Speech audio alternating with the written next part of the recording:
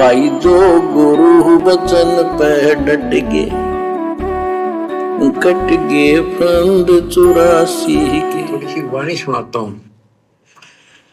जब परमात्मा कबीर जी के सामने उसकी कोई पेश मिसरी, जोगजीत रूप में मालिक प्रगट थे, सहजदास रूप में।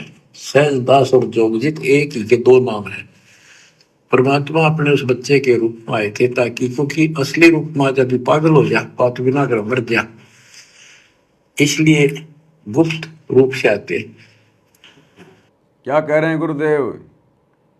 अगर परमात्मा अपने असली रूप में आ जाए तो इस काल को हार्ट अटैक हो जाए, इसका कालजा फट जाए, कालजा। इसलिए गुप्त रूप में आते हैं, अपने पुत्रों के रूप में आते हैं। ये नहीं कहा कि सतलोक से अपनी आत्मा भेजते हैं, अपना कोई दास भेजते हैं, अपना कोई अंश भेजते हैं, कोई प्रतिनिधि भेजते हैं। इन आश्रमों में गुरु को मानुष मानकर जो उनका अवतरण दिवस मनाया जाता है 8 सितंबर को, कि हमारे गुरु जी तो कबीर जी के भेजे गए अवतार हैं, कबीर जी के दास हैं, कबीर जी के गुलाम हैं, कबीर जी के कुत्ते हैं। गुरुदेव क्या कह रहे हैं कि वो परमात्मा गुप्त रूप से आता है, गुप्त रूप से, अन्यथा काल का कलेजा फट जाए। तो भाई और बहनों, कब समझोगे अपने गुरु जी को, अपने परमात्मा को? कब मानोगे परमात्मा? क्या एक दास मानते रहोगे? अरे आने को तो 650 साल पहले भी कबीर परमात्मा ने अपने नाम के आगे दास शब्द लगाया था। कबीर दास, कबीर दास, जैसे आज लगा रहे हैं संत रामपाल दास, संत रामपाल दास।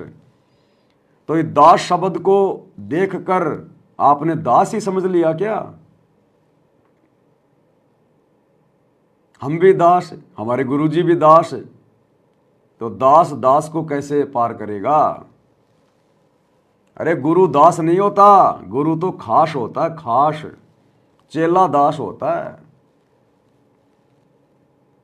ये दास की भूमिका भी ये परमात्मा इस धरती पर केवल आप और हमारे लिए निभाते हैं, हमारे को दास भाव समझाने के लिए, कि जब तक आप दास भाव में नहीं आओगे, इतने अधीन और विनम्र होकर भक्ति नहीं करोगे, तब तक आप अपने गुरु के हृदय में नहीं समा सकते, आप भक्ति के लायक नहीं हो सकते।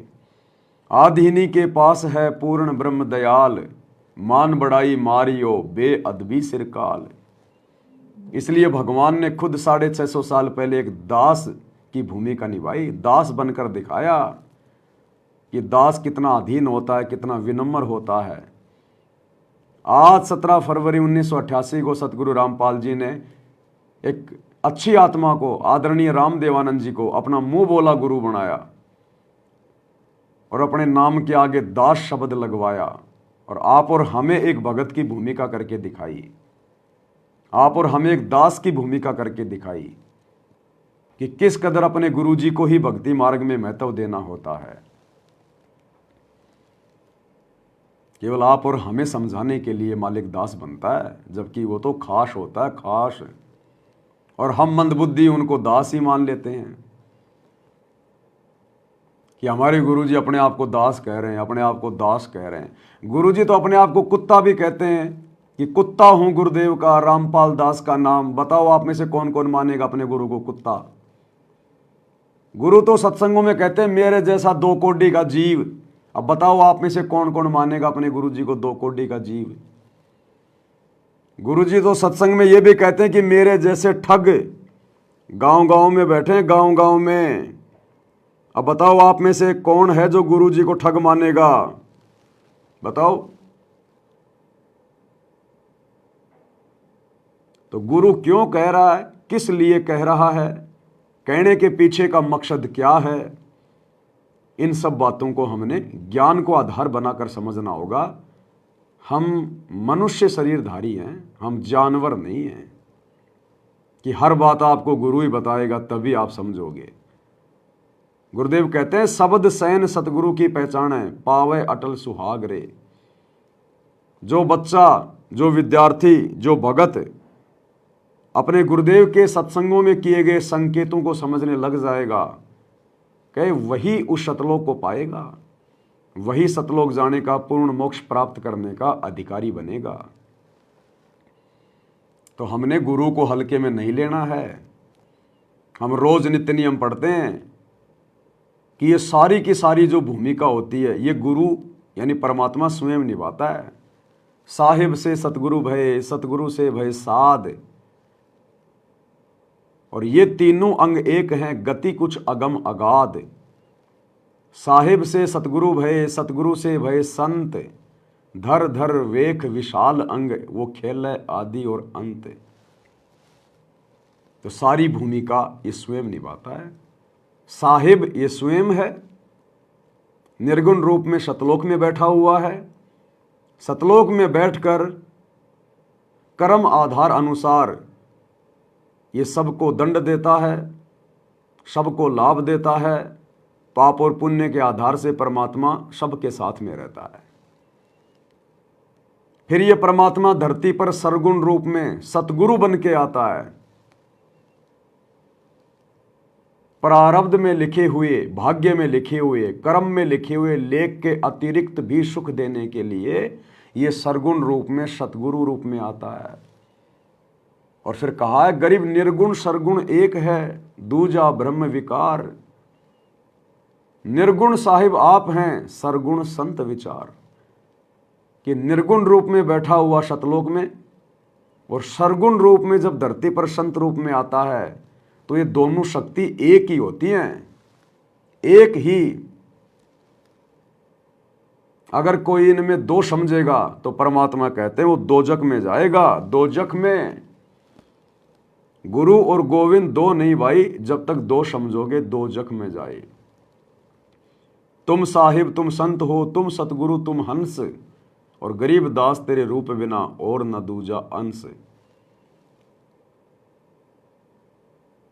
सतगुरु साहिब एक है, दूजा ब्रह्म विकार। सतगुरु और साहिब एक ही होते हैं। तो भाई और बहनों, हमने ज्ञान को आधार बनाकर अपने गुरु की पहचान करनी है, पहचान। और एक सत्संग में गुरुदेव ने बिल्कुल क्लियर कर रखा है कि यदि आप अपने गुरु को अपने जैसा मानुष मानोगे, नाम भी ले रखा है, और उसके अलावा कबीर भगवान किसी और को मानोगे, जैसे वर्तमान में 90% संगत दाढ़ी मूछ वाले कबीर की नकली फोटो को कबीर मान रही है और अपने गुरु को केवल गुरु मान रही है, तो परमात्मा कहते हैं अंत में वो भगत भक्ति करते करते कुत्ते की योनि में जाता है। कुत्ते की योनि में। क्या कह रहे हैं?